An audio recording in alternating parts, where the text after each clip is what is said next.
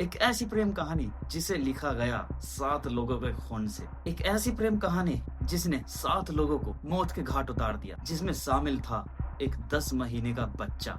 ये एक ऐसी घटना थी जिसने पूरे देश को हिला कर रख दिया था। 7 लोग और 7 के 7 लोगों का सर धड़ से अलग। जिंदा था तो बस एक इंसान। आखिर क्या हुआ था वहाँ? जो जिंदा था क्या बताया उसने? बात है 15 अप्रैल 2008 यूपी के अमरोहा जिले के बावन खेरा गांव की, जब पड़ोसी करीब रात के 2 बजे शौकत अली के घर से किसी के चिल्लाने की आवाज सुनते हैं।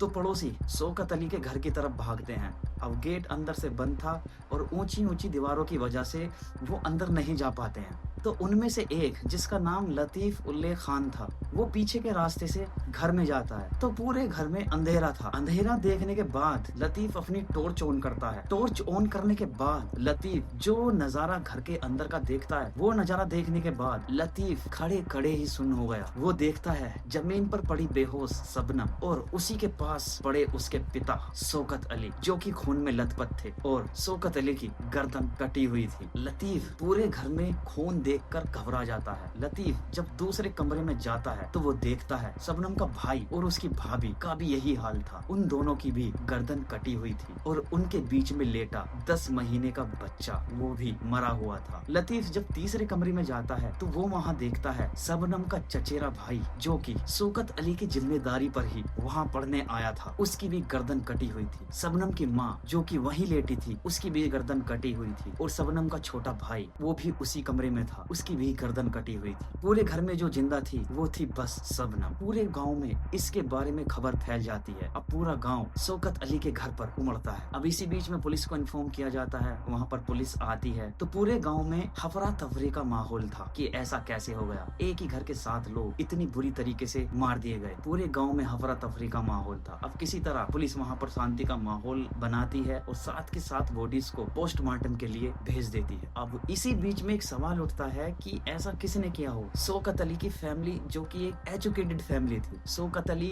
खुद एक टीचर था जो कि स्कूल में पढ़ाया करता था। शौकत अली इतना अच्छा इंसान था कि वो गांव के बच्चों को फ्री पढ़ाया करता था। ना तो उसकी किसी से बैर थी, ना ही उसका किसी से झगड़ा। तो पूरे गांव में यही बातें हो रही थी कि आखिर ऐसा किया तो किसने किया। 7 के 7 लोग, सबको मार दिया गया। अब सबके मन में बस एक ही सवाल था और सबके सामने बस एक ही जवाब था, शबनम। अब जब शबनम से पूछा गया कि तुम उस रात कहाँ थी और उस रात क्या हुआ था, तो शबनम का जवाब था कि हम सब बहुत ही ज्यादा खुश थे उस रात। 8:30 बजे मैंने चाय बनाई। चाय बनाने के बाद मैंने सबको दी, सबको पिलाई। उस रात मौसम खराब होने की वजह से लाइट नहीं आ रही थी, इस वजह से मैं छत पे सोने चली गई थी। अब करीब रात 2 बजे के करीब हल्की बारिश होने के कारण जब मैं नीचे आई तो मैंने ये मंजर देखा। जब पुलिस ने शबनम से पूछा कि तुम में किसी पर शक है, तो शबनम ने एक नाम लिया, सुक्कन। सुक्कन शौकत अली का रिश्तेदार था। शबनम बताती है कि सुक्कन के साथ शौकत अली का कुछ टाइम पहले ही कुछ जमीनी विवाद हुआ था। शबनम ये भी बताती है कि सुक्कन के परिवार वाले और सुक्कन उनकी तरक्की देखकर जलते हैं। वो बताती है कि उन्होंने ही मेरी फैमिली वालों को मारा है। अब सुक्कन को मौके पर ही उठा लिया जाता है और पुलिस अपने तरीके से सुक्कन से पूछताछ करती है, लेकिन सुक्कन हर बार मना करता रहा कि मैंने उन्हें नहीं मारा। अब बहुत कोशिश करने के बाद हर बार सुक्कन मना करता रहा। अब पुलिस थक हार कर सुक्कन के साथ एक खेल खेलती है। सुक्कन को एक जंगल में ले जाया जाता है और उसे एक पेड़ से बांध दिया जाता है और उससे कहा जाता है कि ये तुम्हारी आखिरी रात है, आज तुम्हें मार दिया जाएगा। अब सुक्कन बहुत ज्यादा घबरा जाता है। घबराने के बाद पुलिस वाले एक हवा में फायरिंग करते हैं। इसके बाद सुक्कन से पूछा जाता है कि तुम्हारी कोई आखिरी इच्छा है तो बता दो। तो सुक्कन बोलता है कि मेरी आखिरी इच्छा है कि मैंने किसी से 3000 रुपए उधार लिए थे। मेरे मरने के बाद मेरे परिवार वालों से बोल देना कि मेरे 3000 रुपए वो बकाया कर दे या जिससे मैंने लिए थे वो माफ कर दे, वरना मैं मरने के बाद नर्क में ही जलूंगा। अब इतना सुनने के बाद पुलिस वाले बहुत ज्यादा शौक हो जाते हैं, क्योंकि इस मोमेंट पे अच्छे अच्छे की पैंट गिली हो जाती है। पुलिस वाले बहुत ज्यादा दिमाग लगाते हैं, बहुत ज्यादा सोचते हैं, समझते हैं, क्योंकि ऐसे मोमेंट पे कोई झूठ क्यों ही बोलेगा। जिसकी कनपट्टी पर बंदूक की गोली हो वो ऐसे टाइम पर झूठ क्यों ही बोलेगा। अब बहुत ज्यादा पूछताछ करने के बाद, कोई सबूत ना मिलने के बाद सुक्कन को छोड़ दिया जाता है। अब एक बार फिर से केस को शुरू से इन्वेस्टिगेशन किया जाता है। अब सबका शक बस एक पर ही जा रहा था, शबनम पर, क्योंकि घर की दीवारें इतनी ऊंची ऊंची थी कि उन्हें कोई लांघ नहीं सकता था, और घर का दरवाजा अंदर से ही बंद था, और ना ही तो किसी पर किसी चोट का निशान था, और ना ही घर में से कुछ चोरी हुआ था। तो आखिरकार ये किया तो किसने किया? तो सीधा शक शबनम पर ही जा रहा था, क्योंकि पूरे घर में बस वो ही जिंदा बची थी। तो क्या शबनम ने ही अपने परिवार को मारा था? और आखिर मारा था तो क्या वजह थी उन सबको इतनी बुरी तरीके से मारने की, जिसमें उसने अपने 10 महीने भतीजे को भी नहीं छोड़ा? तो क्या वजह थी? क्या शबनम ने ही उन सब का कत्ल किया था? अब कुछ ऐसे क्लू मिले थे जो कि पूरा शक शबनम पर ही जा रहा था। कत्ल वाले दिन किसी की बॉडी पर भी किसी चोट के निशान नहीं थे, और मरने वाले लोग इस तरह लेटे हुए थे कि जैसे वो खुद चाहते थे कि हमारी गर्दन काट दो। जब पहला वार हुआ तो किसी को पता नहीं लगा? क्या कोई घर में से किसी को बचाने नहीं आया? क्या वो खुद मरना चाहते थे? ऐसा क्या हुआ था कि वो सब इतनी गहरी नींद में सो रहे थे, उनके घर में कोई घुसकर उन्हें मारता रहा और उन्हें पता भी नहीं लगा? अब इसी बीच पोस्टमार्टम की रिपोर्ट आती है। पोस्टमार्टम जब शौकत अली की फैमिलीज का होता है, उनके पेट में से नशे की गोलियां मिलती हैं। अब क्या ये किसी बाहर वाले का काम था? नहीं। अब इसी बीच में फंसती है शबनम। शबनम से पूछताछ की जाती है कि क्या तुम रोज छत पर सोती हो? तो शबनम का जवाब था कि नहीं, मैं कभी कभार छत पर सोती थी। उससे पूछा जाता है कि उस रात ही तुम क्यों छत पर सोई? तो वो जवाब देती है कि उस रात ज्यादा गर्मी थी तो इस वजह से मैं छत पर सोई। उससे पूछा गया कि तुम्हारे घर में तो इन्वर्टर था, तो गर्मी की तो कोई बात ही नहीं मिलती। तो इसके बारे में उसने घुमा फिरा कर जवाब दे दिया, सीधी तरीके से कोई जवाब नहीं दिया। अब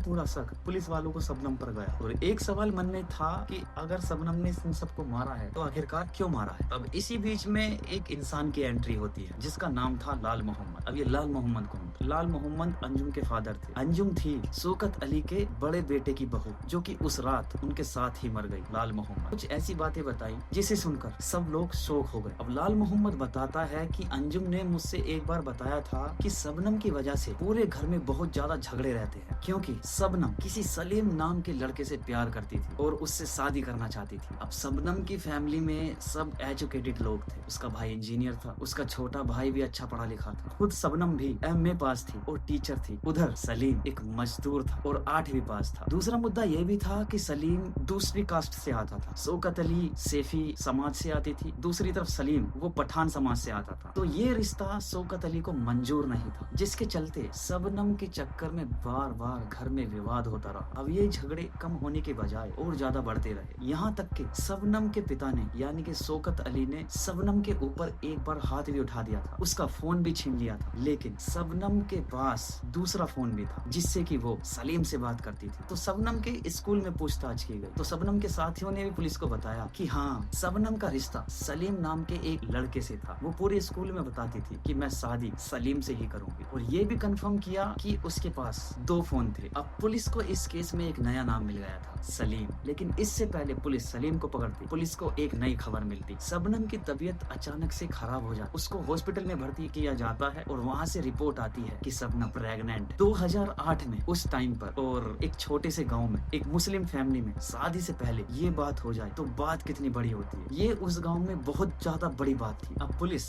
शबनम और सलीम के कॉल रिकॉर्ड्स छानती। इसी बीच में पुलिस को एक नया सबूत और मिलता है, शबनम और सलीम के कॉल रिकॉर्ड्स। 14 और 15 अगस्त की रात को 8:30 बजे से लेकर रात के 2 बजे तक कुल 56 कॉल की गई थी सलीम के फोन पर, जो कि शबनम ने की थी। अब यहाँ कहोगे कि वो लवर्स थे, तो ये नॉर्मल सी बात है कि रात में आपस में बात करेंगे, लेकिन ये एक नॉर्मल बात नहीं थी। 56 बार एक ही रात में 56 बार कॉल एक नॉर्मल बात नहीं थी। अब पुलिस के हत्थे लगता है सलीम। सलीम से पुलिस जब पूछताछ करती है उस रात के बारे में और इन कॉल्स के बारे में, तो सलीम साफ साफ मना कर देता कि मुझे इसके बारे में कुछ नहीं पता। पुलिस एक एक कॉल डिटेल सलीम को दिखाती है, लेकिन वो फिर भी मना कर देता है। अब पुलिस अपने तरीके से पूछताछ करती है। अब पुलिस को अपने तरीके से पूछने के बाद सलीम बताता है कि हाँ, उस रात उन सबको मैंने ही मारा है, लेकिन अपनी मर्जी से नहीं, शबनम के कहने पर। वो बताता है कि ये सब उसने इसलिए किया क्योंकि उसके परिवार वाले उसके साथ अन्याय करते थे और उसे बहुत ज्यादा परेशान करते थे। उसने बताया कि सलीम ने पहले उसे गोलियां ला कर दी, फिर वही गोलियां उसने चाय में मिलाकर अपने पूरे परिवार को पिलाई। जब सब गहरी नींद में सो गए तो मैं शबनम के घर गया और शबनम एक एक कर कर उनके बाल खींचती रही और मैं एक एक कर कर उनकी गर्दन काटता गया। अब वो बताता है कि इसी बीच जब हम उन्हें मार रहे थे तो 10 महीने का जो बच्चा था वो बहुत रो रहा था। तो पहले तो हमने उसे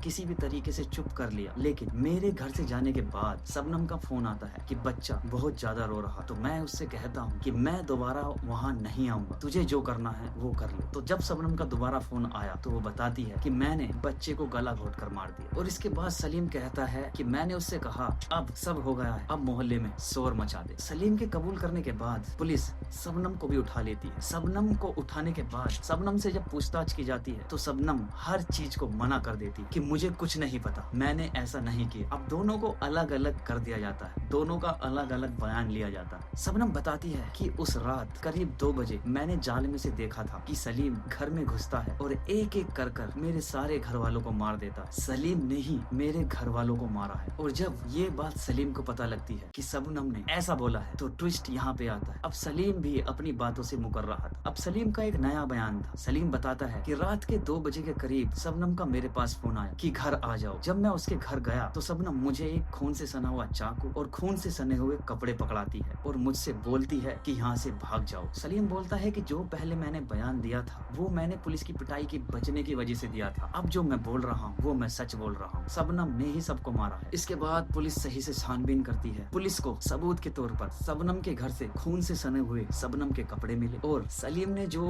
पता बताया था उन्हें खून से सना हुआ हथियार मिला। लेकिन पुलिस का मानना था इन दोनों ने मिलकर उन सबको मारा था। अब इन दोनों को कोर्ट में पेश किया जाता है, दोनों को फांसी की सजा होती है। 1955 के बाद आज तक शबनम पहली ऐसी महिला थी जिसको फांसी की सजा हुई थी, लेकिन बार बार शबनम की फांसी की सजा डिले होती रही है। अभी तक तो उसको फांसी नहीं हुई है और अभी तक कुछ पक्का भी नहीं है। सजा तो हो गई है लेकिन अभी तक कुछ पक्का नहीं है कि उसको फांसी होगी या नहीं होगी। लेकिन इस केस में तुम्हारा क्या कहना है? क्या कोई प्यार में इस हद तक जा सकता है कि अपने ही घर के 7 लोगों को इतनी गंदी तरीके से मार दे, यहाँ तक कि शामिल एक 10 महीने के बच्चे को भी? क्या प्यार में कोई इतना पागल हो सकता है? कमेंट करके मुझे बताइए। और वीडियो पसंद आई हो तो वीडियो को लाइक कीजिए और ऐसे ही केस से भरी और स्टोरीज तुम्हें पसंद हो तो चैनल को सब्सक्राइब करिए। मिलते हैं नेक्स्ट वीडियो में, तब तक के लिए बाय बाय।